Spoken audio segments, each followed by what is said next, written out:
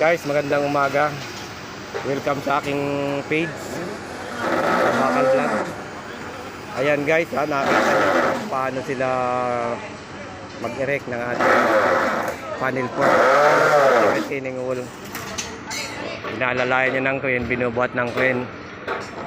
At ando naman yung mga tao sa ibaba. Ayan, nag-a-assist sila dyan para may tama yung nakabang ng mga tie rod. Kung napapansin nyo, may mga nakausli na bakal. Ayan yung pinaka-holder niya para maipit yung bakal natin at mailagay sa hulog yung mga panel. At yung kasawa niyan dito sa kabila, itong side na to, na sa harapan ko rin, ay magtatagpo yung dalawa. Patatadyakan lang yan ng shoring jack, yung acropos, para maglaban yung dalawa, para hindi bumuka yung ating retaining wall. Yan ay mamaya ay bubuhusan na. Minamadali na kasi yan, kasi magtatagulan na dito sa Maynila. Mga kabakal, kung nagustuhan nyo ang aking page, pakisupport naman ng Kabakal Vlog. Maraming salamat at God bless. Ingat tayo lagi at sa lahat ng pagkataon ay maging ligtas tayo. Bye-bye!